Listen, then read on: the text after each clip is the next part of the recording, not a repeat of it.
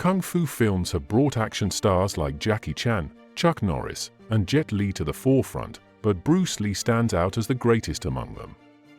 As a groundbreaking martial artist, Bruce Lee transformed action cinema with his lightning-fast moves and deep philosophies, becoming a global icon embodying peak human focus and potential.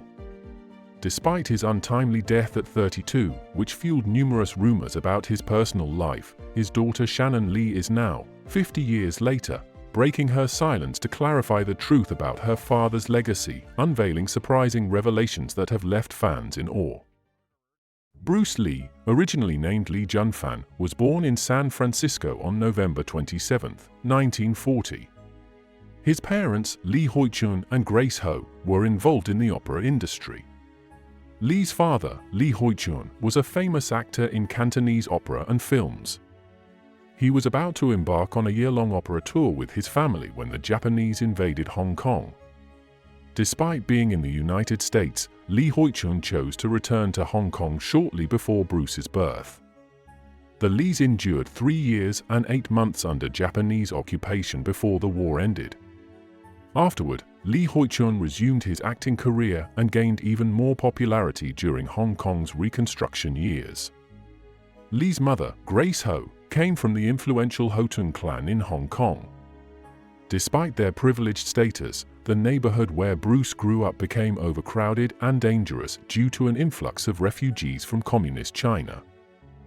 Lee's father Lee Hoi-chun was a Cantonese opera star. As a result, Junior Lee was introduced to the world of cinema at a very young age and appeared in several films as a child. During the mid-1960s, Bruce Lee rose to fame as a martial arts sensation, captivating audiences with his unorthodox approach and extraordinary talent. His creation, Jeet Kune Do, also known as the Way of the Intercepting Fist, attracted numerous eager students who sought to learn from the master himself. Hollywood took notice when producer William Dozier witnessed Lee's awe-inspiring demonstration at the Long Beach International Karate Championships. Impressed by his skills, Dozier extended an invitation to Lee to audition for a television series called Number One Son, which revolved around the adventures of Charlie Chan's offspring. Prior to this breakthrough opportunity, Lee had already begun making waves with minor acting roles. At the young age of 25 in 1966, he secured his first significant role as Kato in The Green Hornet, introducing American audiences to the martial arts of Hong Kong.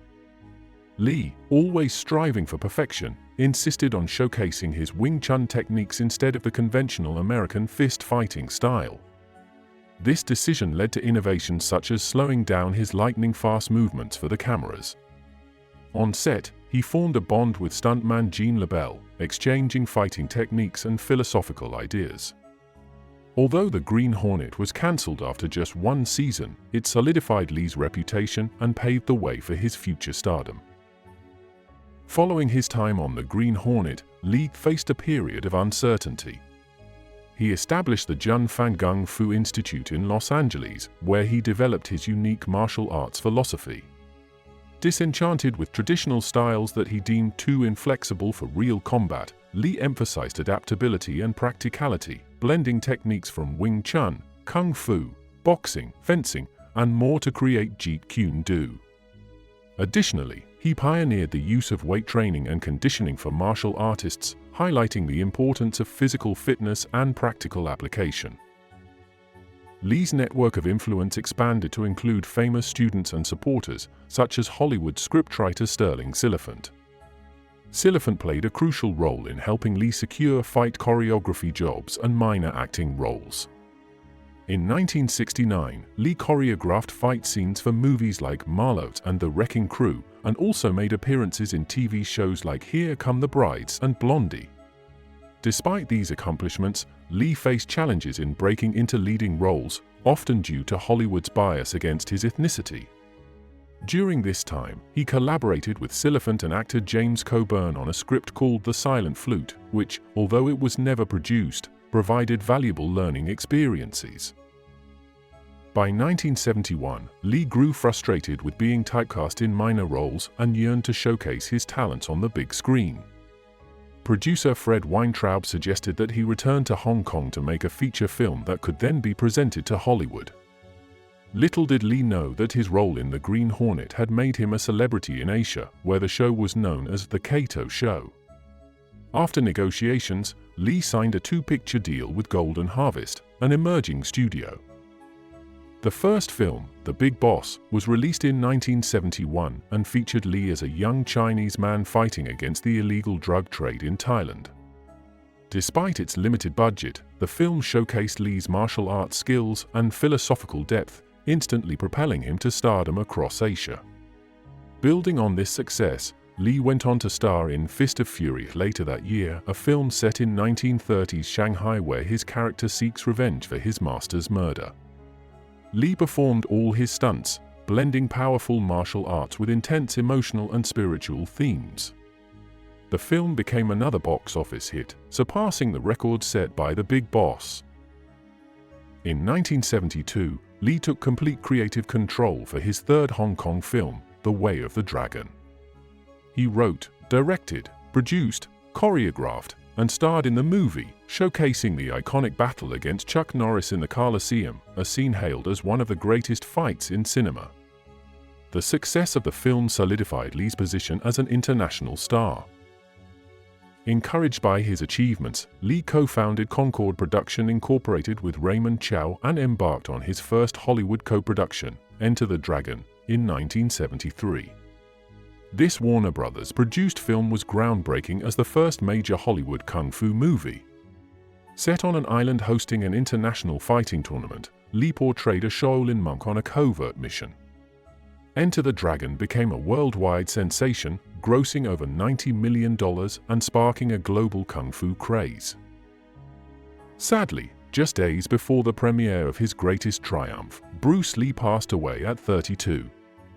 Despite his short career, Lee made an unforgettable impact on cinema, introducing Chinese martial arts to a global audience and revolutionizing fight choreography and cinematic techniques. His focus on emotional depth and philosophical elements in martial arts films set a new benchmark. Lee's influence continued to grow posthumously. Unfinished footage from his final film, Game of Death, was compiled and released in 1978. Over the following decades, his martial arts and philosophical writings experienced a resurgence in interest, inspiring numerous fans and practitioners. Bruce Lee bridged the gap between Hong Kong and Hollywood cinema, propelling the Hong Kong film industry onto the global stage. His innovative choreography and philosophical wisdom have shaped generations of filmmakers and martial artists, laying the groundwork for stars like Jackie Chan and Jet Li. His impact on martial arts and cinema remains unparalleled, a testament to his enduring legacy. While studying at the University of Washington, Bruce Lee met Linda Emery, a fellow student aspiring to become a teacher. They married secretly in August 1964 due to prevailing laws against interracial relationships in many U.S. states. Together, they had two children, Brandon (1965 to 1993) and Shannon Lee, born 1969. Following Bruce Lee's passing in 1973, Linda Lee continued to champion Bruce Lee's martial art philosophy, Jeet Kune Do. In 1975, she authored the book Bruce Lee, The Man Only I Knew, which later inspired the 1993 film Dragon, The Bruce Lee Story. In 1989, she wrote another book titled The Bruce Lee Story before retiring from managing the family estate in 2001. Bruce Lee's influence extended to his son Brandon, who was just 8 years old when his father passed away. Bruce had imparted martial arts knowledge to Brandon and often took him to film sets, sparking Brandon's interest in acting.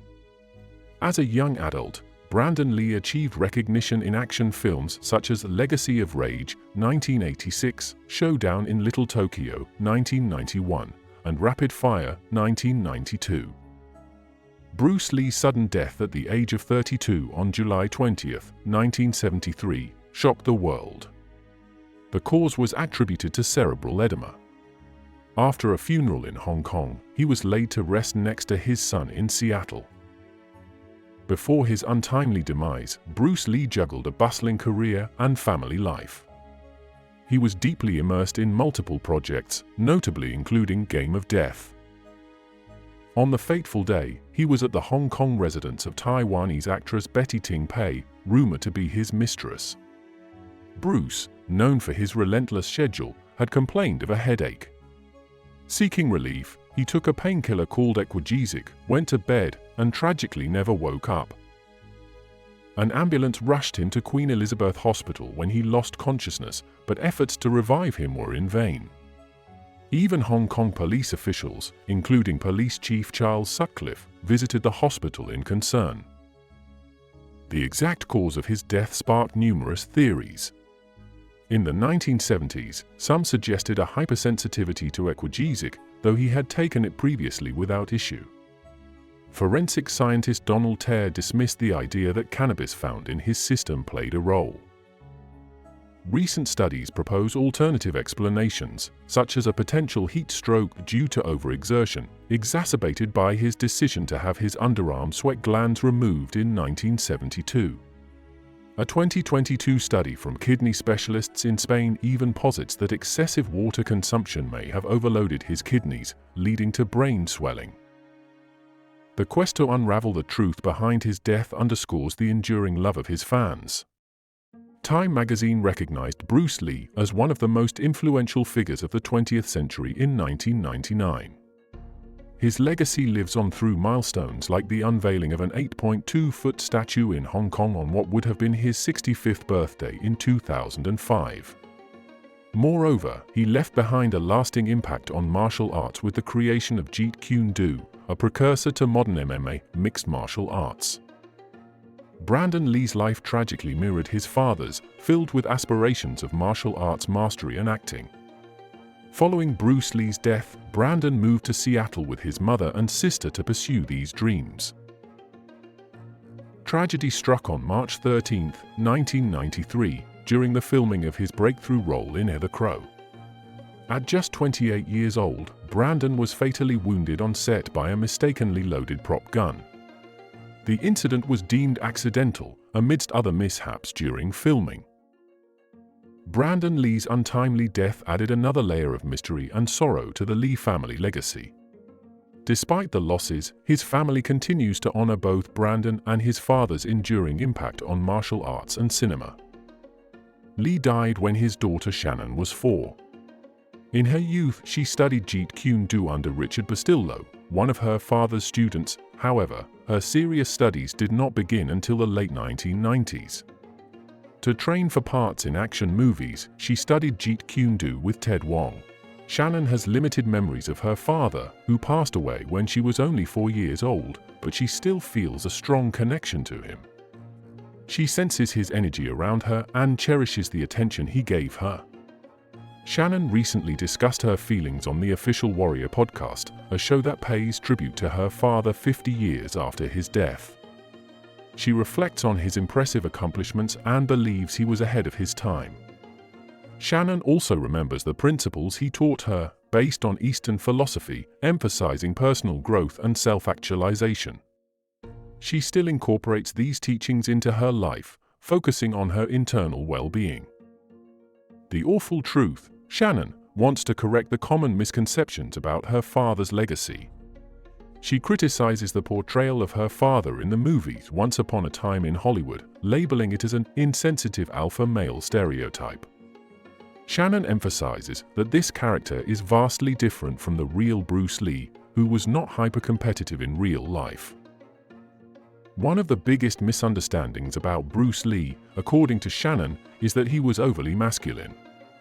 She argues that while he possessed incredible physical strength, he aimed to challenge traditional notions of masculinity and wanted to showcase more than just his ability to fight. Shannon offers insights into Bruce Lee's true character. He was not the weak Asian stereotype often depicted in movies, nor was he invulnerable.